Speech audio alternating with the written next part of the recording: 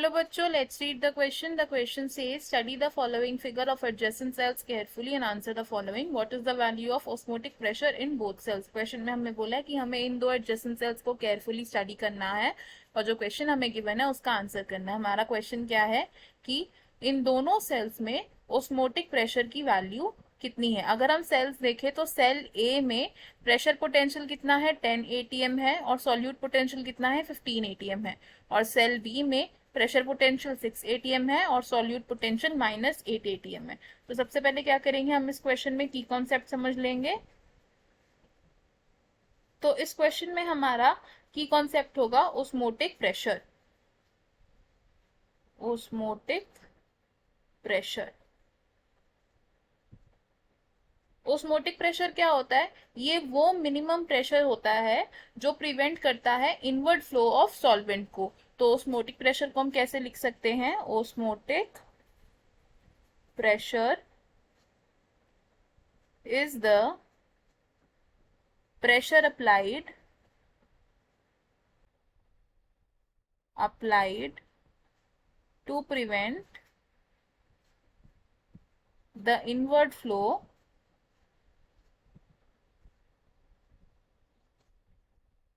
of solvent.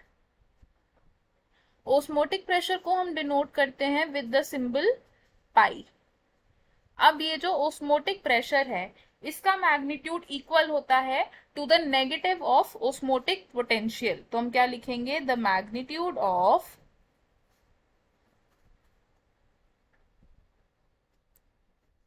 osmotic pressure is equal to the negative magnitude of osmotic potential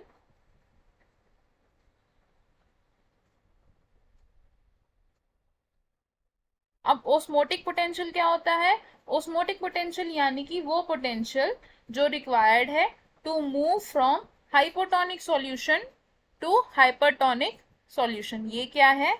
potential to move from hypotonic to hypertonic solution.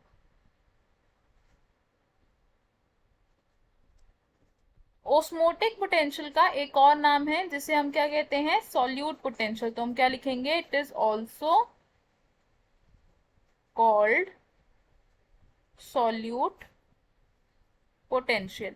तो अब जो हमें given दो sales थे उन given दो सेल्स का अगर हम सॉल्यूट पोटेंशियल देखें तो कितना था?